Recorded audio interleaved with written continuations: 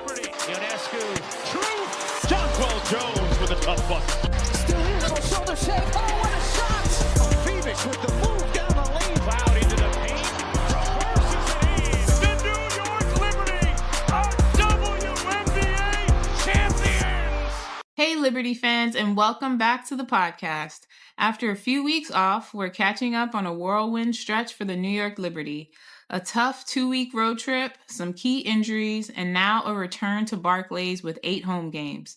Today, we're diving deep into the Liberty's 79-70 loss to the Seattle Storm.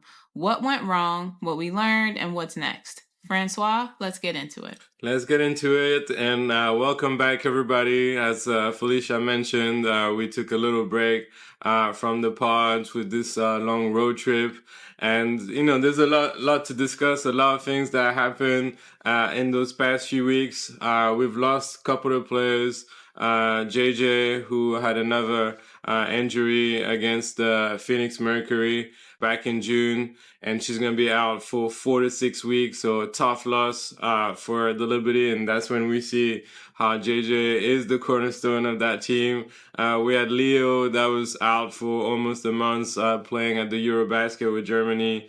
And then Sabrina also had a similar injury as last year with a neck injury. And so she didn't play in one of the road games against Seattle. She came back against the Valkyries, but you could tell based on her shooting form and the way she was playing that she was not 100% in those games. And if it wasn't for the other players absent, I don't think Sab would have played those games. So all in all, they had 1 win and 3 losses in this road trip. A tough road trip for the Liberty. They grinded it out to try the best they could, but you know, when you have 3 of your best players out, it's gonna be difficult. So we were really looking forward to this 8-game home stretch for the Liberty, 8 games in a row at the Barclays Center for the months of July. So I think it definitely comes at the right time for the Liberty, be able to be at home to get a lot of practice and just be able to rest and have all the trainers in the facilities at your disposal and to rectify some of the things that didn't go so well during that road trip. So it started pretty well. Last Thursday, the New York Liberty faced the LA Sparks. And even though the first half up until the third quarter, it was quite kind of challenging. The Sparks were pretty good. They switched everything on defense. And then Sabrina woke up in that third quarter, and the Liberty never looked back against the Sparks. But I was definitely looking forward to that game against the Seattle Storm. A very good team, obviously. Not necessarily performing to the standards that people had for them, but that was definitely a matchup I was looking forward to, especially considering that we lost against them, not by a lot, with 3 starters out. So really looking forward to it. And the first half, they pretty much started like much better than what we were accustomed to in those last few weeks, where I felt like in previous games it took them a while to get going. But in this first half, they were really going back and forth with the Storm. What did you make of that first half against Seattle? Yeah, this was an intense game. I expected it to be intense. I expected it to be close. I really thought that this was going to be a battle. Now that you have Phoebus back in the lineup, Sabrina was doing much better. And I just thought, you know what, this is going to still be an intense game. Yes, we don't have JJ, and it's a huge loss. I mean, I think what we've seen in these few weeks stretch for the Liberty is just how big JJ is for this team. And obviously she was your MVP last year. So you're missing an MVP player in JJ to really hold down your team and really anchor your team. And so they're fighting through it and doing what they can. And I think in the first half, Sabrina was on a heater.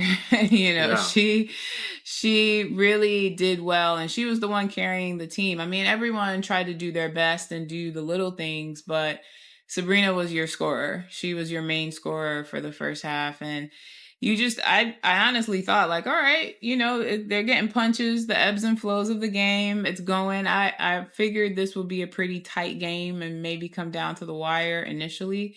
And I thought, all right, if win or lose, I thought this was going to be a game that was going to be pretty tight for them. Yeah, I mean, Sabrina was on fire in that first half. I mean, it was the Sab that we're accustomed to, making all those shots. She was pretty much, taking what the defense was giving her. But the way she was shooting the ball from behind the line, she was 5 for 7 from free in the first half. I felt like nothing is going to happen to us if you have Sab that plays the way she was playing. Especially considering Stewie wasn't necessarily shooting very well in the first half, and she pretty much struggled all throughout the game. But when you have Sab like that carries you behind her back, you feel like nothing can happen. And also passing was also insane in that first half, She had some crazy assists. Because if you doing the perfect backdoor cut, she's going to find you. Even if just a tiny bit of space, her passing ability is so great that she will find you. And there was one that was really beautiful for Rebekah Gardner. She had like a laser pass with the backdoor cut from Gardner, and with Gardner's speeds, it was, I felt like a great combination. And, it was shared during the game that, with a 26 career game of at least 20 points, 5 rebounds, and 5 assists, Sabrina has passed Maya Moore for 7th most all-time in WNBA history. Very impressive. When you have your name among Maya Moore, but in this stats, you actually pass Maya Moore, that means you're doing something incredible. Yeah, I mean, for this game, I really thought Sabrina could easily go for 30 to 40 points. I was like, the first half showed me that, wow, okay, she's on one, and hopefully she can extend that into the second half for the team. And also you also got all the other players coming in, like Gardner. She provided a great spark. And her defense, she provides such a great spark on defense that it just pushes the team and motivates the team.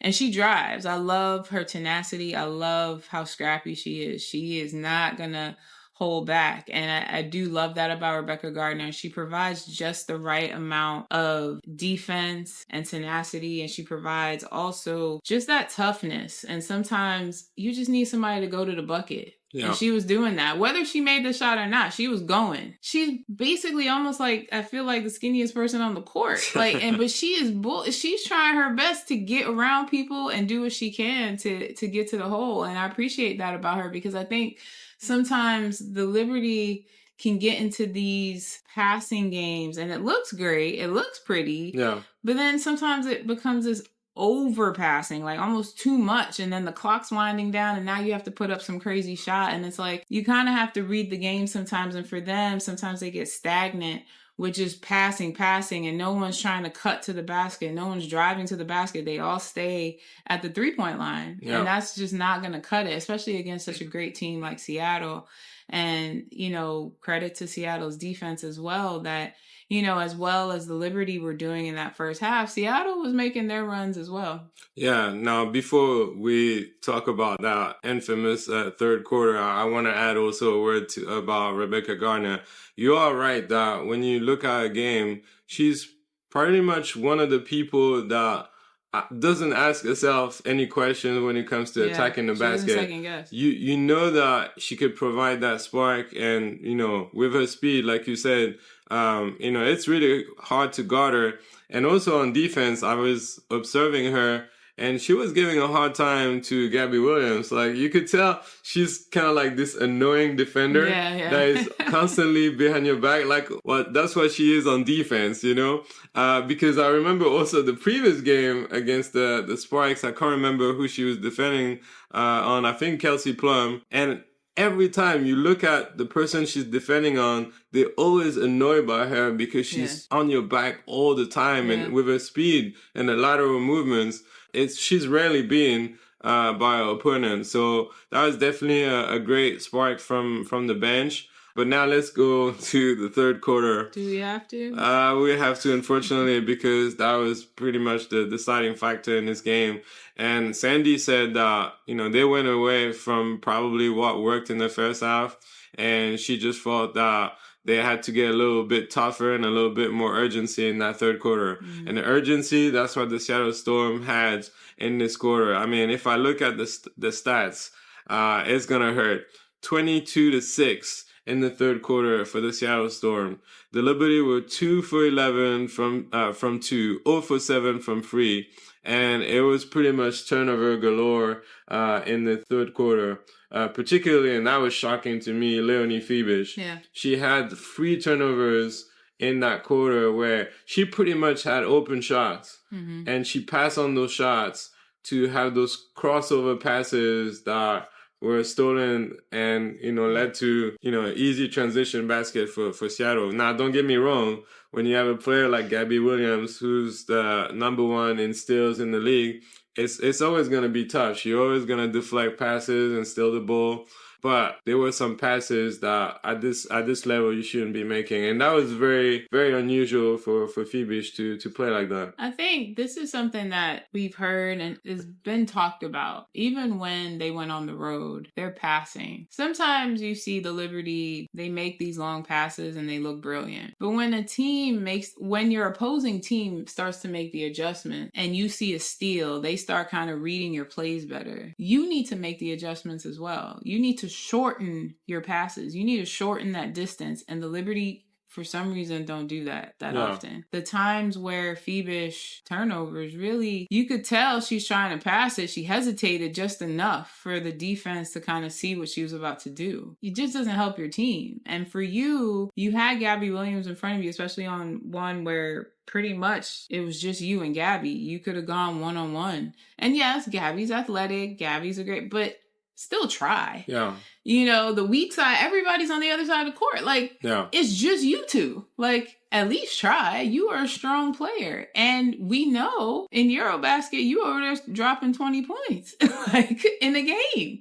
So clearly, yes, you could say the W is different. Maybe it's a little faster, a little stronger, whatever. But you do have this opportunity where you need to be aggressive and you need to drive. And I think too many times, I don't know what it is, but this indecisiveness or deference to the other players like Stewie, like Sab, and yeah, they're your top scorers, your top players, but you are a starter. You know what I mean? You are just as great as them. You are just as talented and can do so much. And sometimes I feel like on the court, you see this almost second guessing, and it just wasn't her night tonight for Fibish, and the turnover showed that she just, it almost just looked like her head wasn't in the game fully. And you saw that, after a while, Sandy just sat her. Yeah.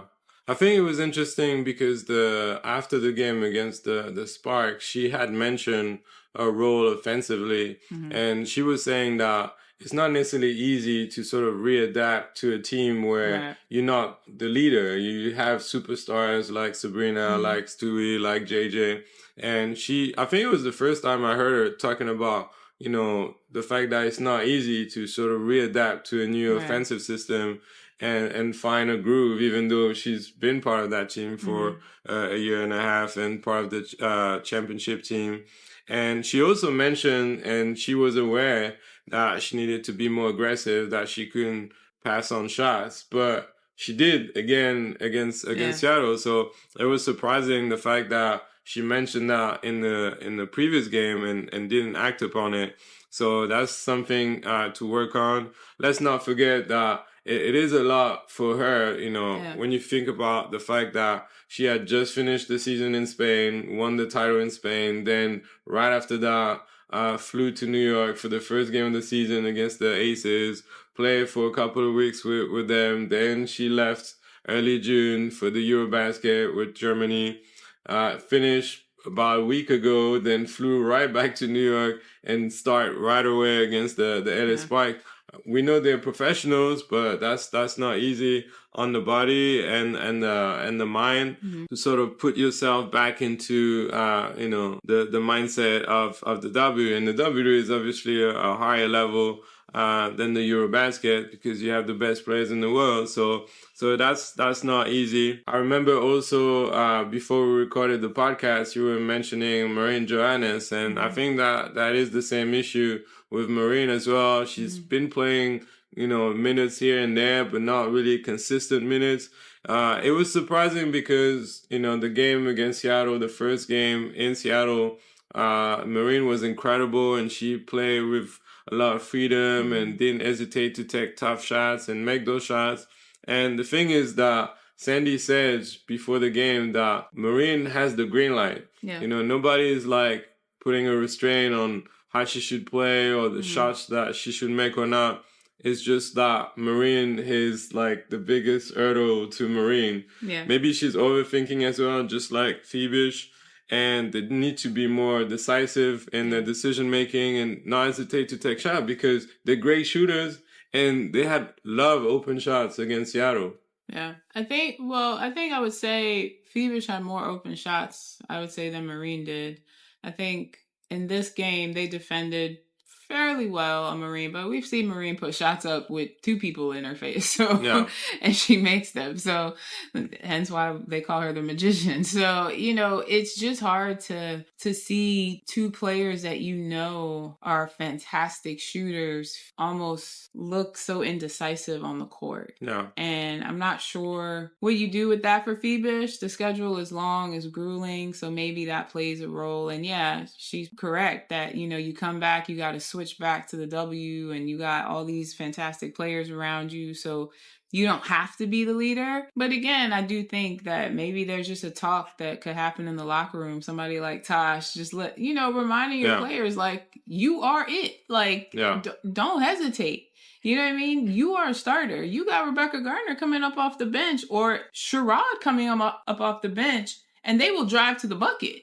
They will go, whether they make the shot or not. They might even get a foul because of it. She doesn't do that. And she tends to just defer and pass. By the time she passes, there's only a couple seconds left on the clock. And now somebody has to be forced to put up a shot that maybe if you drove to the basket, there were too many times Phoebish was in the paint. Too many times she could potentially drive or get a mid-range, anything. And she deferred. She deferred to the other players, which kind of left them to kind of hurry up a shot and try to make something out of nothing. And, you know, I don't know what that's going to take. It just takes some time and just getting more reps in with your team and just gaining that confidence in the W. But to me, I look at Phoebish and Marine Johannes and even Yara Sabali as players who are great in their countries, and you can see how they play, and then they come here and you're like, don't be indecisive now. You are just as great. Don't worry. Like, yeah, Sab and Stewie and Tosh, they're gonna get their points. They're gonna get what they're gonna take it. You, in that moment, you need to capitalize. And, you know, I don't know, maybe it's just a talk that needs to happen in the locker room. Yeah. Now, that was the challenge for the Liberty, but let's not forget that you need a team to also be disruptive. And the Seattle Storm, you got to give them a lot of credits. We knew before the game that they're among the toughest defense in the league, but that really showed. But I think what I really was impressed with Seattle is the way they were able to pick apart the weaknesses of the New York Liberty. We knew that they're very disruptive in the passing. They decided to switch a lot on defense. I mean, when you have people like Gabby Williams, Skylar Diggins, Neka Agumuke, you have so many players that can defend on multiple positions. And you saw that in the previous game against the Sparks, the Liberty players had mentioned the fact that in the first half, they were a little surprised by the fact that the Sparks were switching everything on defense. And it took them a while to get adjusted to that and take over the game. And once again, you have, you know, back-to-back games, another team that switch everything on defense. And so, you know, that's something that they're probably going to have to work on. That teams are starting to figure things out when it comes to the Liberty's offensive game. So that's something, you know, that Sandy and the coaching staff is going to have to look into. But the player that also did a lot of damage is Dominique Malonga. The French sensation was incredible. And she didn't play that much. She only played 10 minutes. Her first minutes came with 3 minutes left in the third quarter. Noel Quinn put her at the perfect time because, boy, oh boy, you know, the second she was there, she just picked that defense apart, scoring a lot of points in the paint. Had a couple of nice post moves against Stewie. which is kind of like poetic, where passing the baton, the legend of the Storms, facing the up-and-coming star of the Seattle Storm that could potentially be a cornerstone player for the franchise. But she had a couple of great moves in the paint, couple of important rebounds as well. She was tough on defense, made it really difficult for Stewie as well. And, in the end, she ended up with 11 points and 7 rebounds in 10 minutes. And, was the deciding factor because at some point the lead ballooned to 19 points for the Storm. Mm-hmm. And I think even though the Liberty came down to 9 points, they never really recover from that large deficit in the third and the fourth quarter. Yeah, I mean, the third quarter, when you're losing that 22-6, I mean, it's going to be really tough to come back from that. Not saying it's completely impossible, because obviously if you had started a better run maybe earlier in the fourth, maybe this would have been a tighter game. But again, once you put yourself into that hole, it's really hard to dig yourself out of it. And then once you add Malonga, she came in and just sort of sealed the deal for them. No one could really stop her with her length. And I mean, Stewie got a steal on her, but there was not much else anyone could do. And especially if you switched, if Stewie was not on her, she's pretty much getting that shot, because there was no one else of height that could take her. So, I think that it's tough. And for credit to Seattle's defense as well, they made it really tough on the Liberty. They came out with the urgency. And, we've always sort of talked about the Liberty in their third quarters, how they tend to start it really slow. And this time around, they really, they paid for it. They started slow. Even with the timeouts, they just couldn't get shots down. Stewie couldn't get shots down. That's where you saw all the turnovers happening. And it just snowballed. And they couldn't recover. And, the fourth quarter, they tried to be a bit better. But it's hard when you're down by that many points. You have to pretty much stifle the other team from scoring. And that's hard. They're up by 19. It kept kind of dipping to like 14, back to 17, to 12, I think, at one point. And it's just hard to have that kind of hole. And Seattle, you got to give credit to them. They have exceptionally athletic players on their side. From Gabby, a lot of length. From, you have Malonga, you have Izzy, you have Nneka, you have Skylar, who's obviously going to be super aggressive on defense. And you have Gabby, who is just a phenomenal athlete all around. Yeah. And so it's going to be tough. And yeah, you're right that teams are kind of figuring out the Liberty a little bit, but that's why I also think they got to switch it up. They got to start, for me, sometimes I wonder why Sherrod doesn't get more minutes, just to spice things up. Not, bringing her in the last couple of minutes, because you saw when you brought her, Marquisha, and others in, they tried their best. At that point, though, the game was done. But they got points on the board, though. It's kind of like in the third quarter, gosh, they scored 2 points. I don't think they scored until the final 2 or 3 minutes of that quarter, and that was 4 points for Natasha Cloud. She was the only one that scored towards the end of the third. Somewhere in the middle of that, when you see your offense is just not producing, and it was like a 15-2 run at that point, I think, why not throw in Sherrod? Why not throw in somebody who could provide a spark, even if it's to be a disruptor? Whether she makes a shot or not, she is a disruptor when she gets on the court. She is going to get some steals. Even if she gets a foul call, she is going to disrupt the opposing team. She's going to make it hard, and they're going to be annoyed with her, just like they're annoyed with Rebekah Gardner. Sometimes it's just inserting a spark that maybe will get your other teammates going. That could set, Sab free. Maybe she could have hit a couple of shots, or maybe that set Stewie free, whomever. But you needed a disruptor, and they didn't really have anybody who could do that for them today.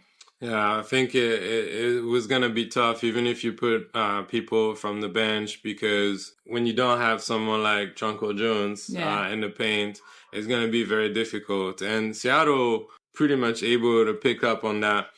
44 points in the paint for Seattle versus 28 for the Liberty.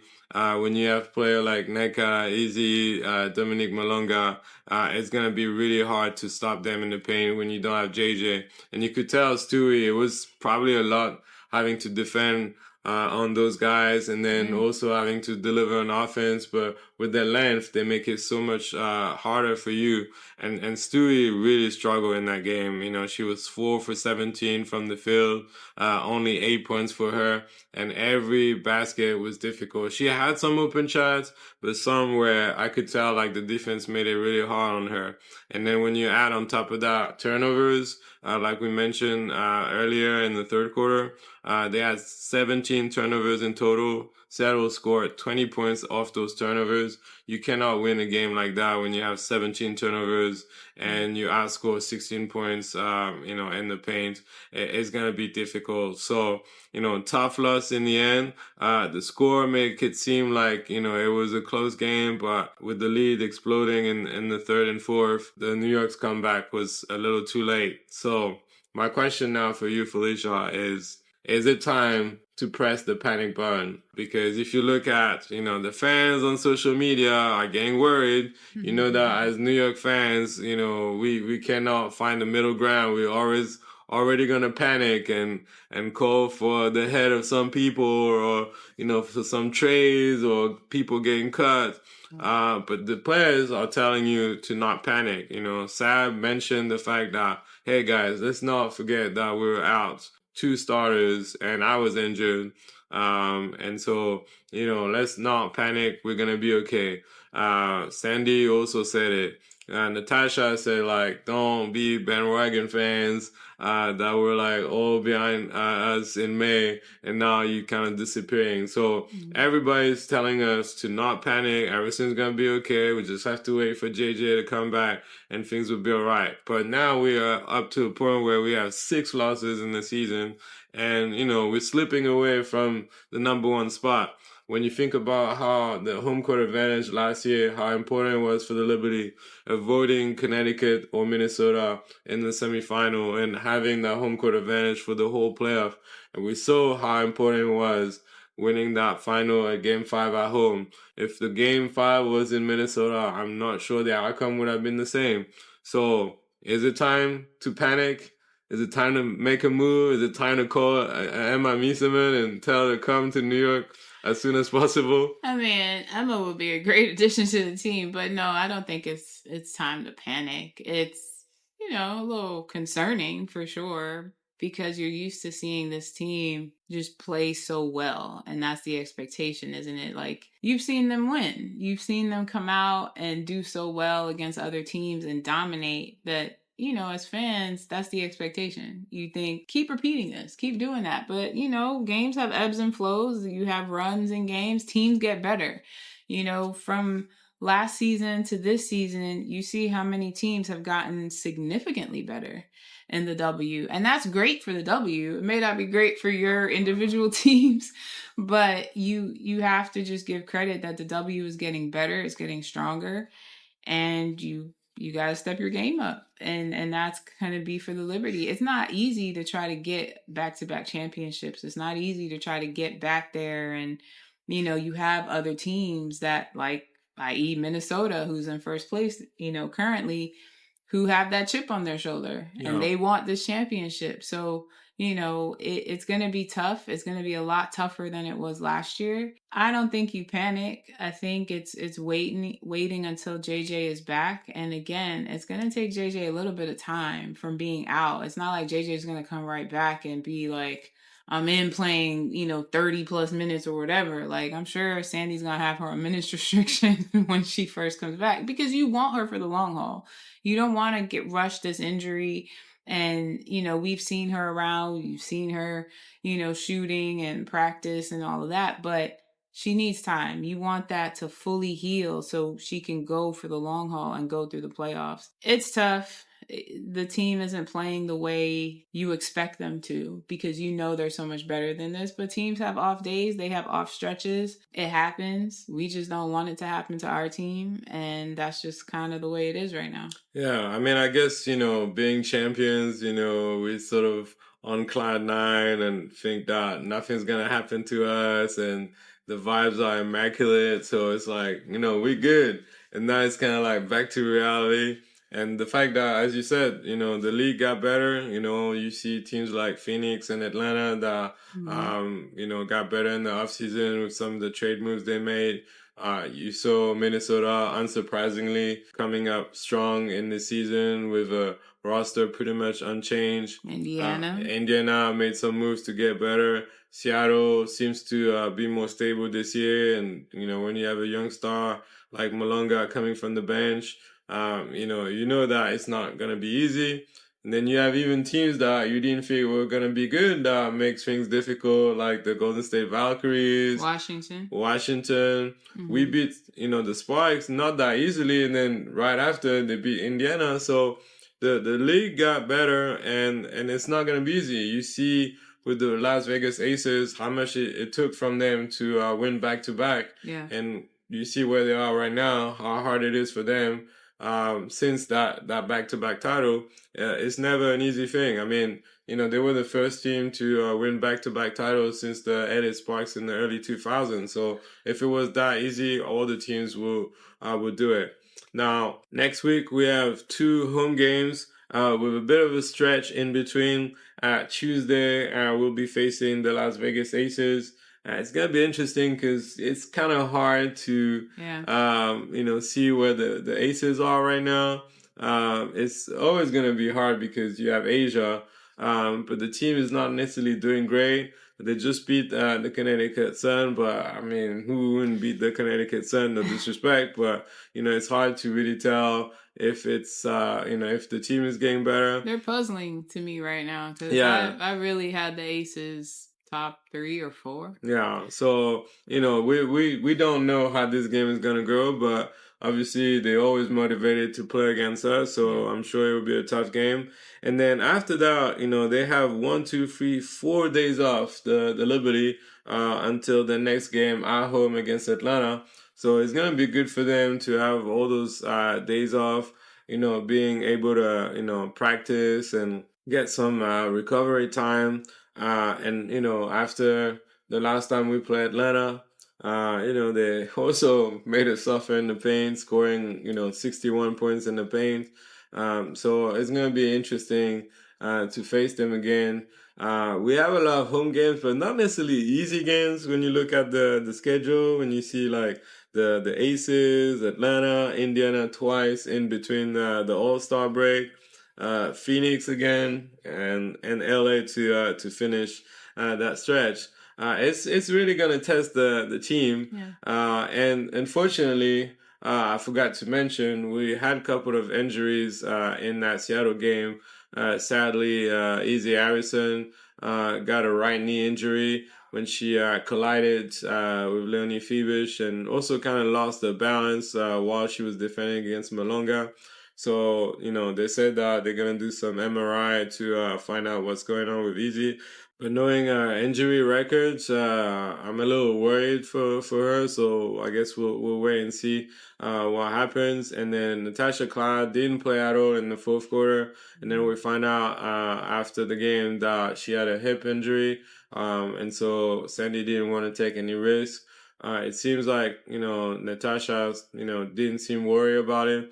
So hopefully we'll have it back on Tuesday. But that starting to be a lot now, Izzy get injured, JJ injured, so Natasha a little injured, Sabrina coming from that neck injury. That's a lot. I'm wondering if Jonathan Kolb is gonna make any moves. The problem is we have a full roster, so you have to cut someone to recruit someone, or you have to have a lot of injuries to have a hardship contract that will allow you to bring a player into the roster. So we'll see. If you lose Izzy for any length of time while JJ's out, that means you only have Stewie, who's not really a 5. Stewie and Yara. It makes the case to have a hardship contract because even for Niara is a great player, but who also not. She brushed it off when she was asked today about her health. We also know that she's dealing with a knee issue. Like, it's gotten better. That's, why she didn't go play overseas in the Eurobasket because of that rigorous schedule. It's more rigorous than what it is for the W. And so she decided to stay, but we know she's still nursing that knee. So it's not like you can't have Niara go out there and play 30 minutes. Like, it's going to be a lot for them. And yeah, they're professional athletes. It's next man up mentality, and you got to give it your all. But yeah, if Izzy is down, and Izzy was providing a great spark for the Liberty, I would say, even with the road trip, even with some of their losses, I have to say that Izzy, she was becoming that spark for me. Yeah. What I would see, she was really out there battling and trying and really providing a good response for the Liberty as best she could. So it's a tough one if she goes down. Yeah, sadly, we're thinking about her and hope for the best. Hopefully, we'll get some good news at the start of next week. So that's it, guys, for our podcast today. We'll be coming back to cover the game against the Aces. But thank you so much, guys, for listening to our podcast. And as we always say, Felicia, Let's go Liberty!